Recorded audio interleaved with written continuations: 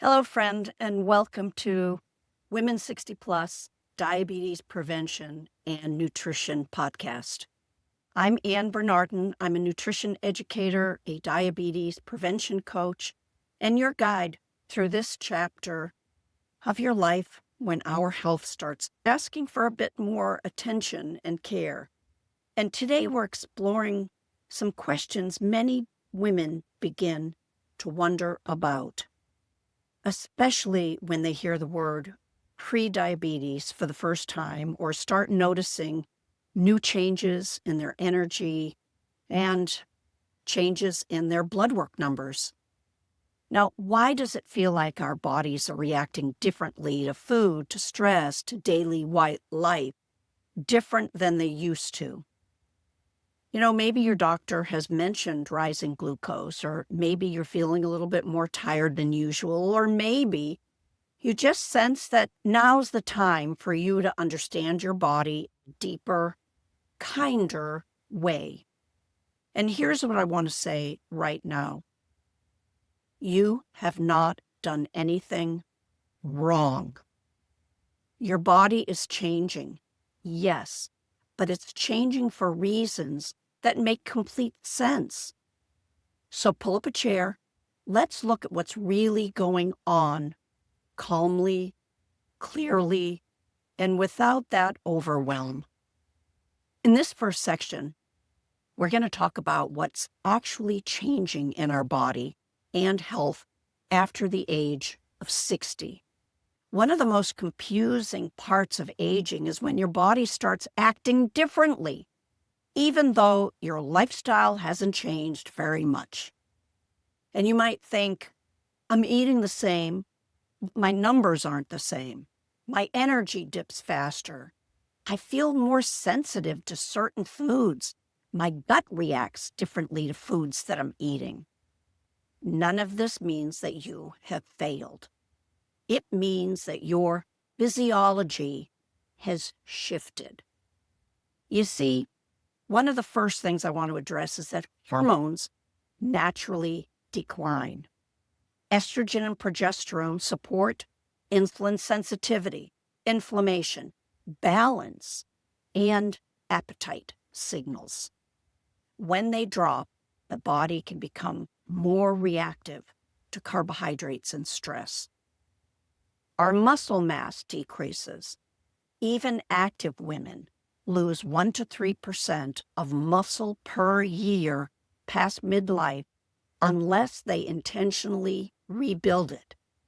Less muscle means less glucose storage capacity. And don't we know that our sleep changes? Women over 60 often sleep more lightly, wake more often, take longer to fall asleep, and poor sleep alone can raise our morning glucose even without eating. Now, as we reach a certain age in life, we may be on some medications. And many common prescriptions, blood pressure medicine, antidepressants, steroids, allergy medications, they influence blood sugar levels. And even the stress that we carry is different. We may not be caring for a full house of kids and husband. We may not have that full-time job anymore, but our body becomes more sensitive to stress hormones, stress of losing a friend, stress of getting that bill in the mail that you weren't expecting, and perhaps you're on a fixed income, stress of car maintenance, and what are you going to do when you have a trip planned and your car needs to go in the shop? These are all stressful situations, and it raises our cortisol, which quietly, behind the scenes, influences our glucose levels. All of this is normal, but it's a normal that we don't want. And it can all be supported with lifestyle shifts that match how your body works now. And here's why the old rules don't work anymore. For decades, women have been told, just cut calories, walk more, eat less bread, try harder. Those strategies don't count for the biology of a 60, 70, or an 80-year-old body. At this stage in life, your body isn't asking for restriction. It's asking for support.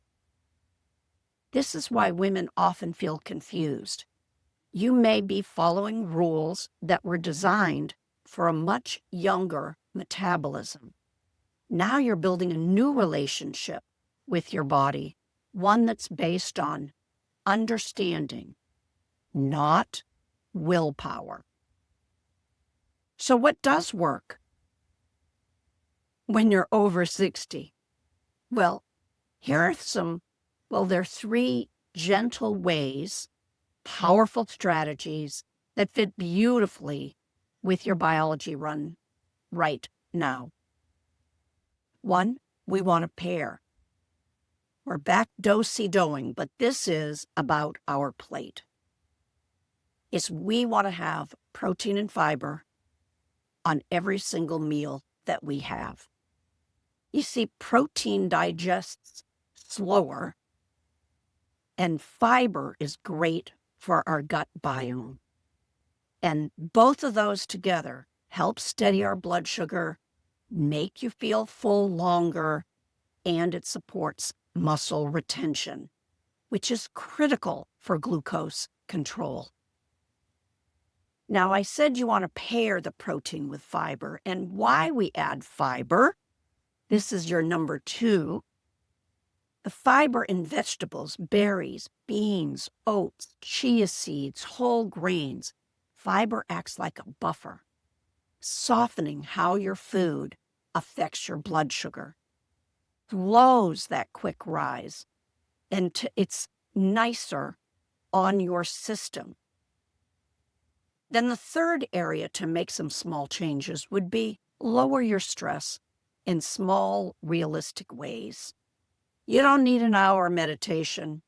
You need a deep breath when you're sitting in the middle of traffic and you're going to be late and you hate being late and you don't like to pull out your phone to text the person to say you're going to be late. That's another stress riser. So just take a couple of deep breaths. Even a 2-minute breathing pause will relax you. Bring down the cortisol. A short walk, perhaps with your dog, or a routine that feels calming. Some people find doing the dishes is calming. Folding laundry can be calming. It's methodical, it's routine, it's something you don't have to think about. And it's enough to nudge your blood sugar in the right direction because you're lowering the cortisol. And these are the foundational pieces of what I teach and promote in my 6-month lifestyle change program. They create steady, sustainable change without the overwhelm. Now, here's one simple step you can try today. And we've talked about it already, but we are just making it super simple. We're just changing up your breakfast a few times this week to try it out. You're going to add a little bit of fiber and at least 10 to 15 grams of protein in your breakfast. I know some doctors are saying you need to have 30 to 35 to 40 grams of protein at every meal. I get it. But you're not there yet. That does a lot to your system. So we're taking baby steps. We are adding some fiber and protein to your breakfast if you don't already have it. You might have an egg and toast. Oops, what's missing? Maybe a little avocado, maybe a slice of apple or orange, or some berries, very low glycemic for a good breakfast, but add fiber. That's what we want to try. This single shift, couple times a week, can improve your morning energy, reduce the carb cravings, stabilize your blood sugar throughout the day, and it helps you feel more in control. So these small steps matter, especially now when we're of a certain age. And I'm right there with you. So, my friend, you deserve clarity, confidence, and a body that feels supported, not judged. If you'd like more guidance, encouragement, or some updates on the next enrollment for the 6-month Women 60 Plus Diabetes Prevention and Nutrition Program that's coming in the new year, join us in the free Facebook community that has the same name, Women 60 plus sign Diabetes Prevention and Nutrition Education. It's a safe and supportive space full of women on the same journey, learning, sharing, building healthier futures together. And you can find the link in the show notes, or you can email me at anne@thetalkingapron.com, ANNE, thetalkingapron.com, and I'd be happy to send you the link. Until next time, take a deep breath, drink some water, and remember, your body is not failing you.